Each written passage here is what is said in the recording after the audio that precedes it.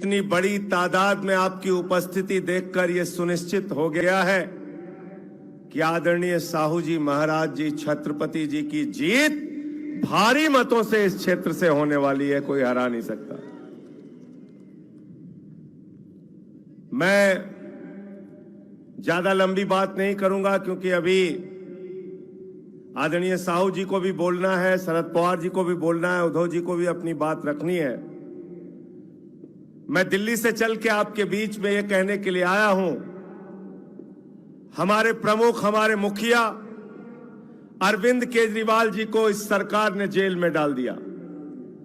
भारत के प्रधानमंत्री ने झारखंड के मुख्यमंत्री को जेल में डाल दिया, हेमंत सोरेन को जेल में डाल दिया, मनीष सिसोदिया को जेल में डाल दिया, हमारे एक और मंत्री सत्येंद्र जैन को पकड़ के जेल में डाल दिया, शरद पवार जी की पार्टी के नेता अनिल देशमुख जी को पकड़ के जेल में डाल दिया, संजय रावत जी शिवसेना के नेता उनको पकड़ के जेल में डाल दिया। मुझे 6 महीने जेल में रखा, लेकिन मैं प्रधानमंत्री जी से कहना चाहता हूं, चाहे जितनी जेल में डालो, तुमसे लड़ाई जारी रहेगी और इस बार के चुनाव में तुमको इस देश की जनता तुम्हारी तानाशाही का जवाब देगी। दुनिया का सबसे बड़ा लोकतंत्र है भारत। 145 करोड़ लोग अपने वोट की ताकत से नेता चुनते हैं, वो उनको सांसद बनाते हैं, विधायक बनाते हैं, मंत्री और मुख्यमंत्री बनाते हैं। प्रधानमंत्री जी और उनकी पार्टी सारे विपक्ष को जेल में डालना चाहती है। मुझे तो प्रधानमंत्री जी के ऊपर एक छोटी सी कहानी याद आ गई। एक बार एक लड़का सारे विपक्ष को जेल में डालना चाहते हैं मोदी जी। एक बार एक लड़का ट्रॉफी लेके अपने पापा के पास पहुंचा। उसने कहा, पापा मैं फर्स्ट आया, पापा मैं फर्स्ट आया, दौड़ में मैं फर्स्ट आया। पापा ने कहा, बेटा बहुत बहुत बधाई तुमको, ये बताओ तुम्हारे साथ प्रतियोगिता में कितने लोग थे? बोले, पापा मैं अकेले दौड़ रहा था, फर्स्ट आया, फर्स्ट आया, फर्स्ट आया। वो अकेले चुनाव लड़ना चाहते हैं, सारे विपक्ष को जेल में डालना चाहते हैं। मैंने सुना था कोई कार चोर होता है, कोई बाइक चोर होता है, कोई सोना चोर होता है, कोई घर में घुस के चोरी करता है। प्रधानमंत्री और उनकी पार्टी चोर है, पूरी की पूरी पार्टी चोरी कर ले जाती है। बाला साहब ठाकरे जी की, उद्धव ठाकरे जी की तीर कमान चोरी कर ली मोदी जी ने। शरद पवार जी की घड़ी चोरी कर ली। इन घड़ी चोर और तीर कमान चोरों को इस बार के चुनाव में जवाब देना है। महाराष्ट्र के लोगों आपको जवाब देना है। 48 की 48 सीटों पर इंडिया गठबंधन जीतना चाहिए, 48 की 48 सीटों पर। और ये घड़ी चोर और तीर कमान के जो चोर हैं, उनको ये बता देना कि आप छत्रपति शिवाजी महाराज के वंशज हैं, उनको मानने वाले लोग हैं, उनके रास्ते पर, उनके पद चिन्हों पर चलने वाले लोग हैं। और छत्रपति शिवाजी महाराज ने कहा था, गद्दारों को माफी नहीं, जो गद्दारी करते हैं उनको कभी माफ मत करना।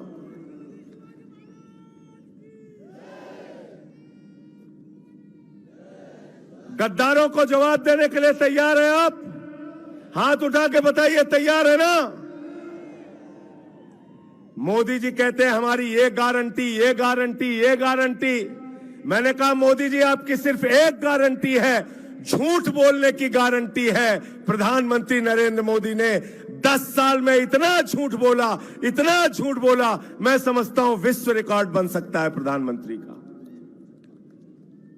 और मोदी जी के बारे में तो मैं कहता हूं, प्रधानमंत्री को कोई बात मालूम हो ना मालूम हो, लेकिन गंजे को भी कंघी बेच सकते हैं भारत के प्रधानमंत्री।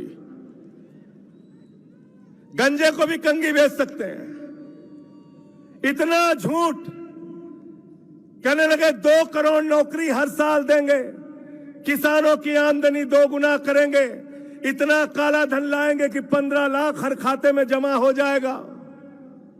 किसान जब काले कानून के खिलाफ दिल्ली में पहुंचा तो उसके सामने कीलें गाड़ दी गई।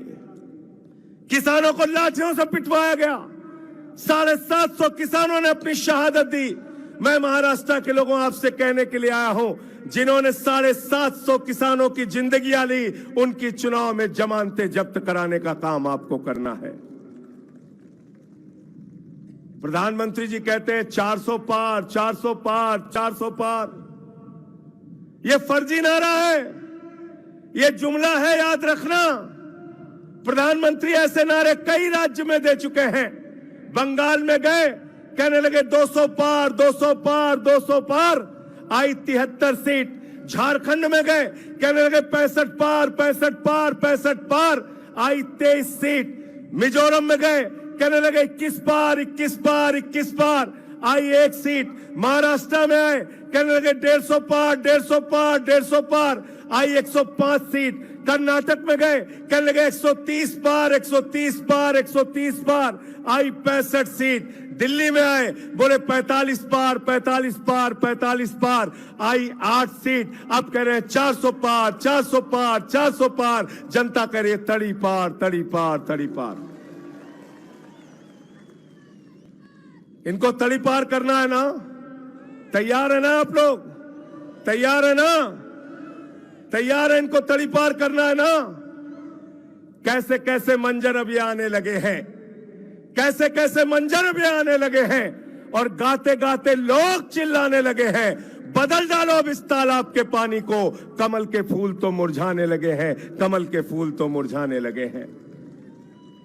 कितना घमंड हो गया मोदी जी को। गाना गा रहे हैं, कह रहे हैं जो राम को लाए हैं हम उनको लाएंगे। क्या प्रधानमंत्री मोदी राम को ला सकते हैं? क्या बताइए, क्या कोई इंसान भगवान को ला सकता है? तो राम जिनको लाए हैं, अब राम उनको विदा कर देंगे। ये वक्त आ गया है। 300 से ज्यादा इंडिया गठबंधन की सीटें आने जा रही हैं। इंडिया गठबंधन की सरकार 4 जून को बनने जा रही है, और ये 400 पार का नारा फर्जी साबित होगा। मैं आपको यकीन के साथ कहना चाहता हूं। अंत में एक बात कह के अपनी बात को खत्म करूंगा। भारत दुनिया का सबसे बड़ा लोकतंत्र है, और दुनिया के सबसे बड़े लोकतंत्र के प्रधानमंत्री 10 साल के बाद आपसे वोट मांगने जाते हैं।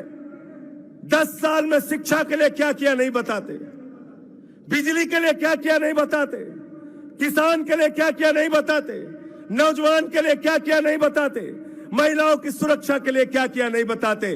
भारत के प्रधानमंत्री और उनकी बातों को सुन के देश शर्मिंदा हो जाता है।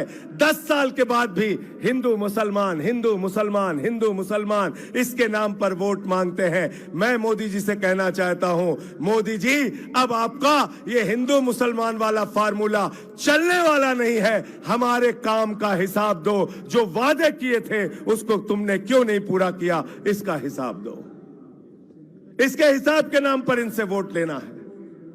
साथियों और दोस्तों, मैं सिर्फ यही कहने जाया हूं, उत्तर प्रदेश गया था, वहां हवा बदली है, हरियाणा में हवा बदली है, राजस्थान में हवा बदली है, दिल्ली में हवा बदली है। केजरीवाल जी को जेल में डाला है तो वहां लोग नारा लगा रहे हैं, जेल का जवाब वोट से देंगे, तानाशाही का जवाब वोट से देंगे, गुंडागर्दी का जवाब वोट से देंगे। और मैं छत्रपति शाहू जी महाराज की धरती पर खड़ा हूं। ये तो वो धरती है पूरे देश में आज अगर दलितों, पिछड़ों, शोषितों, वंचितों को अगर एक ही बात याद आती है, पहली रियासत थी ये रियासत जिसने आरक्षण की व्यवस्था को लागू करने का काम किया, गरीबों को, वंचितों को अधिकार देने का काम किया। मैं आपसे यही कहना चाहता हूं, ये बेईमान अगर दोबारा आ गए तो ये आरक्षण खत्म करेंगे, संविधान खत्म करेंगे, आपके वोट की ताकत खत्म करेंगे।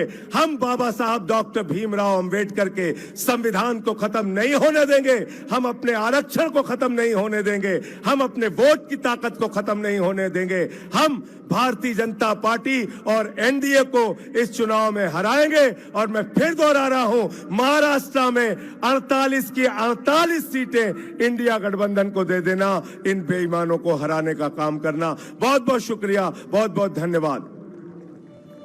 कहीं सुना है रिटेल की दुकान पर होलसेल का दाम? जी हाँ, नव्या लेकर आया है डिजाइनर सूट्स, कुर्तीज और फैब्रिक्स। सबसे सस्ता सबसे अच्छा, डिफेंस रोड, ममूर, पठानकोट। कॉन्टैक्ट 9614196141।